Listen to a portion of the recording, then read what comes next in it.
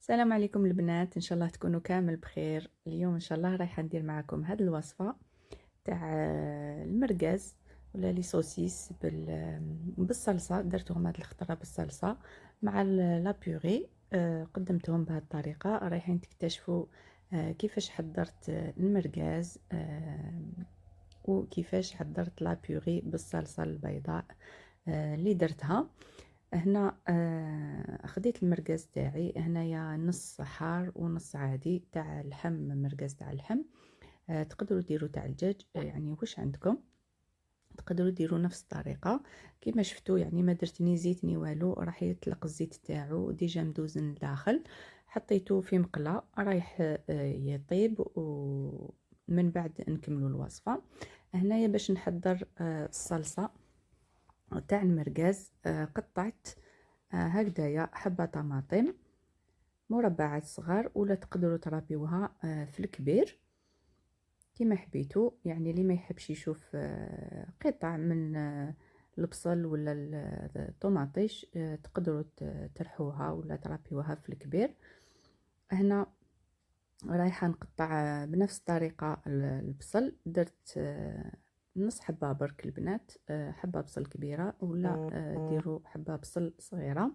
انا درت نص حبه بصل كبيره بهذه الطريقه. يعني نقطعوا صغير الماكسيموم ولا نربيوهم في الكبير، قلت لكم كيما حبيتوا بهذه الطريقه. والمرقاز تاعنا راهو يطيب. هنا نخلي المرقاز تاعي يطيب على نار متوسطه. بعد ما يطيب من الجهه التحتانيه نقلبه باش يطيب من الجهه الاخرى.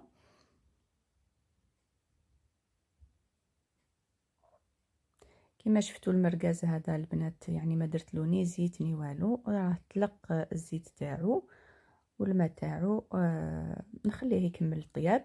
وفي جهه اخرى في قدره حطيت الماء باش نغلي فيها البطاطا وباش نكهها. حطيت زوج ورقات تاع الرند مع شويه ملح، وزدت لها زوج سنينات توم، ونخليها حتى تطيب.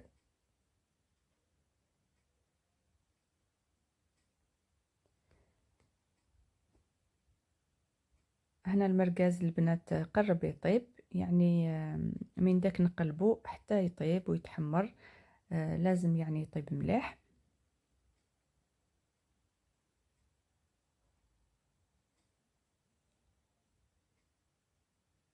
هاد الوصفه البنات ننصحكم تجربوها، تجي هايله بزاف بنينه.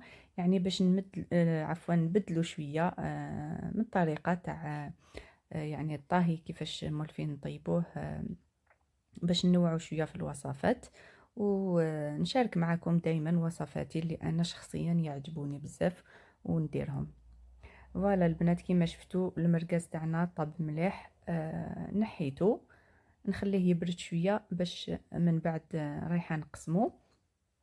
وهنايا يعني في نفس المقله اللي طيبت فيها المرقاز رايحه نحط فيها البصل يتقلى.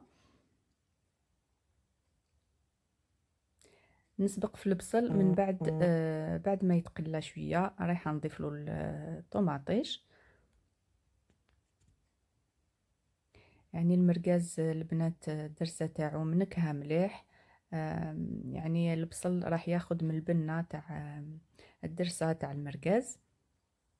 هنايا البنات ما نضيفوش كامل الثوم لانه المرقاز ديجا معمر بالثوم، دونك ما نحتاجوش كامل الثوم في هاد الصلصه.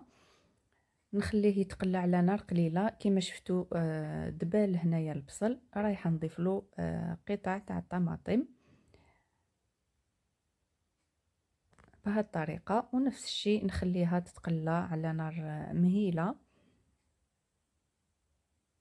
حتى يدبالوا كامل.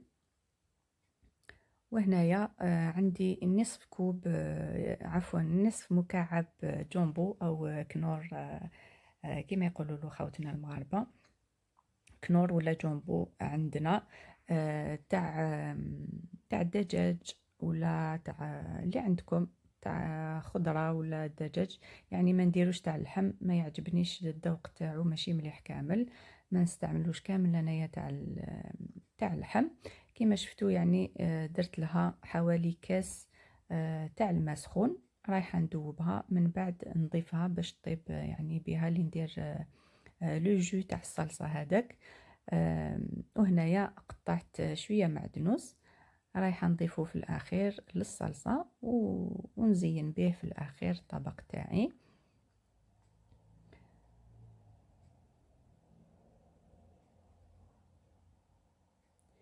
فوالا البنات، هنا المرقاز اللي نحيته من قبل هنايا برد، يعني برد شويه، نقدر نتحمل الحراره تاعو ونقسمه بهذه الطريقه. يعني تقدروا تصغروا القطع ولا تكبروهم كما حبيتوا. انا قطعتهم هكذا بهذا الشكل هكذا، ومن بعد رايحه نضيفهم للصلصه.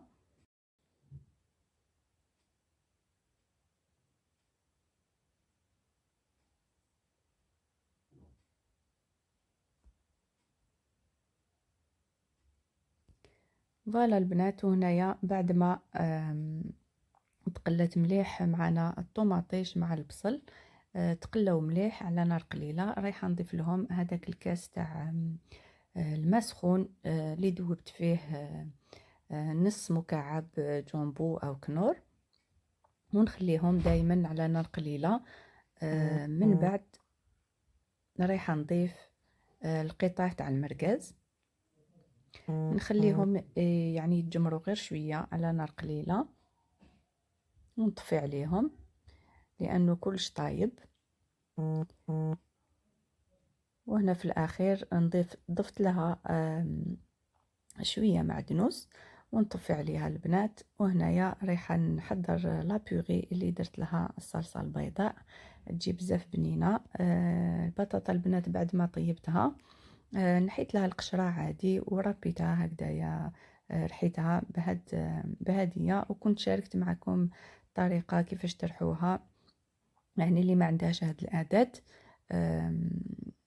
فوالا بعد ما رحيتها كامل، هنايا نحضر الصلصه. حطيت مزيج من لا كريم فريش والحليب. هنا تحبوا تستعملوا لا كريم فريش وحدها ولا تقدروا تستعملوا الحليب وحده، يعني على حسب واش عندكم. انا هنا درت خليط من لا كريم فريش والحليب. هنايا الكيل البنات على حسب البطاطا تاعكم شحال درتو، شويه ولا بزاف، باش تخفوها ولا تقلوها كما حبيتو. بعد ما بدا يسخن البنات الحليب ولا كريم فريش، ضفت لها 3 مكعبات جبن، ونحركهم هكذايا بالفوي باش ما يلصقش معنا الجبن في الكاسرونه. يعني نخلطهم حتى يذوب معنا الفرماج.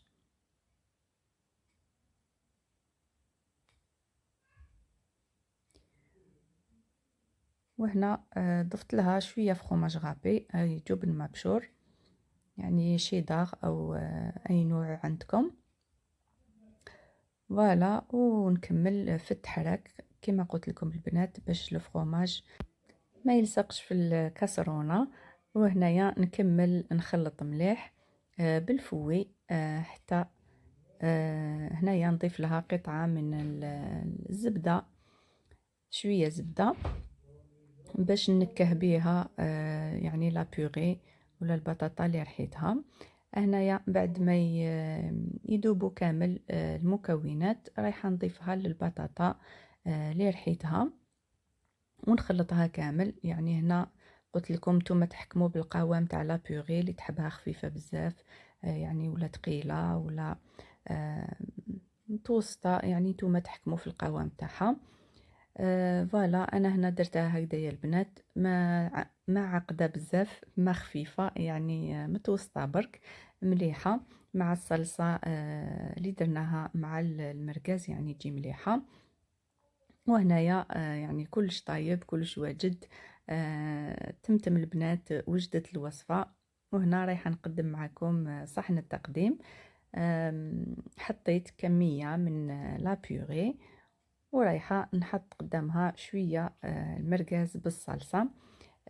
نتمنى تجربوا البنات هذه الوصفه وتقولوا لي كيفاش جاتكم. نأكد لكم باللي البنة يعني ما تشبعيهاش، روعة روعة. البطاطا تجي حلوة بالصلصة اللي درناها تجي بزاف بنينة، والمرقاس تاني الصلصة اللي درناها له تجي رائعة. ان شاء الله تجربوها البنات، ويعني تنوعوا في اطباقكم، واكيد وانا على بالي بلي كامل شاطرات ما شاء الله. فوالا نقول لكم ان شاء الله تكون عجبتكم الوصفه تاع اليوم. استنوني في وصفات واحده اخرى ان شاء الله. يعني من داك سكري من داك سالي، رايحه نوع بيناتهم. والفيديوهات البنات المشتريات سمحوا لي على بالي طولت عليكم بزاف، يعني كنت مشغوله. آم، رايحه باذن الله نحطه لكم ان شاء الله.